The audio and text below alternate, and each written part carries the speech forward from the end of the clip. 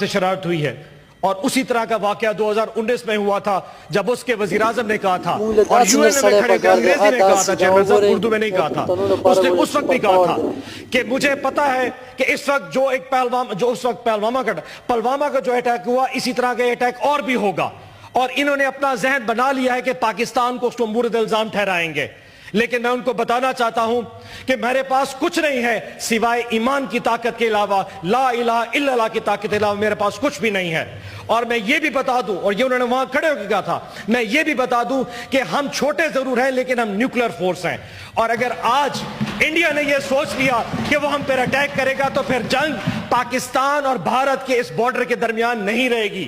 دنیا کو سوچنا پڑے گا یہ جنگ کدھر جا سکتی ہے۔ میں دھمکی نہیں دے رہا، میں صرف بتا رہا ہوں کہ یاد رکھیے جب میرے پاس یہ چوائس ہوئی کہ مجھے سرنڈر کرنا ہے یا مرنا ہے تو میں مر گزروں گا۔ یہ ہوتا ہے ملک کا وزیر اعظم جس نے 2019 میں یہ بات کی تھی۔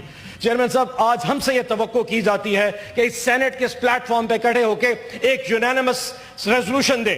ہم نے دی تھی، علی ظفر صاحب اور شبلی صاحب نے دونوں حکم کیا، ہم سارے بیٹھے، اعظم تارڑ صاحب موجود تھے، شہری رحمان صاحبہ موجود تھیں، عرفان صدیقی صاحب موجود تھے، اسحاق ڈار صاحب بھی آئے تھے۔ ہم سب نے آدھے گھنٹے میں ایک ریزولوشن بنائی تھی کیونکہ ہماری ملک کا مسئلہ ہے، ہماری سالمیت کا ایشو تھا۔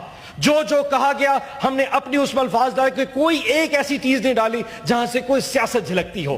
یہ پاکستان تحریک انصاف تھی کیونکہ ہم سمجھتے ہیں اس وقت پاکستان زیادہ ضروری ہے، پاکستان تحریک انصاف اس وقت شاید ضروری نہیں تھی۔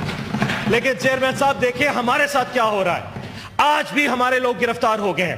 آج کے دن علی ظفر صاحب ملنے کے لیے گئے، بیرسٹر گوہر ملنے کے لیے گئے، ان کو خان صاحب سے نہیں ملنے دیا گیا۔ آپ دنیا کو کیا میسج دینا چاہتے ہیں؟ کون سی سالمیت کا میسج دینا چاہتے ہیں؟ چیئرمین صاحب، جنگیں فوج نہیں جیتی، جنگیں قومیں جیتا کرتی ہیں۔